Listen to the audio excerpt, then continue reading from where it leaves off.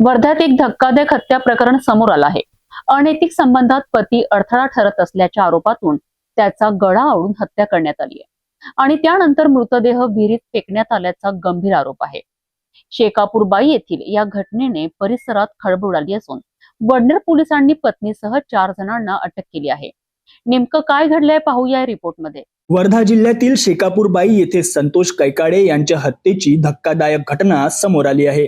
पोलिसांच्या प्राथमिक तपासानुसार अनैतिक संबंधातून निर्माण झालेल्या वादात संतोष कैकाडे हे अडथळा ठरत असल्याचा आरोप आहे। याच कारणातून संतोष कैकाडे यांची गळा आवळून हत्या करण्यात आल्याचा आरोप पोलीस तपासात समोर आला आहे। हत्या केल्यानंतर पुरावा नष्ट करण्याच्या उद्देशाने त्यांचा मृतदेह विहिरीत फेकण्यात आल्याचाही आरोप आहे। या घटनेची माहिती समोर येताच परिसरात एकच खळबळ उडाली। प्रकरणाचं गांभीर्य लक्षात घेत वडनेर पोलिसांनी तपासाची चक्रे वेगाने फिरवली। तपासादरम्यान पोलिसांनी संतोष कैकाडे यांच्या पत्नीसह एकूण 4 जणांना अटक केली। पत्नीनं प्रियकर आणि इतरांच्या मदतीनं ही हत्या केल्याचा आरोप असून पोलिसांनी चौघांविरुद्ध हत्या प्रकरणी गुन्हा दाखल केला आहे। या हत्येमागे नेमके कोणते कारण होते, या कटात आणखी कुणाचा सहभाग आहे का आणि हत्या नेमकी कशी करण्यात आली याचा तपास वडनेर पोलीस करत आहेत।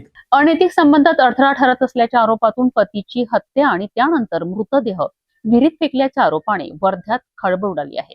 या प्रकरणी पत्नीसह 4 आरोपी पोलिसांच्या ताब्यात असून वडनेर पोलीस या हत्येच्या प्रत्येक बाजूचा कसून तपास करीत आहेत। तपासातून आणखी कोणते धक्कादायक खुलासे समोर येतात याकडे आता सर्वांचे लक्ष लागले आहे।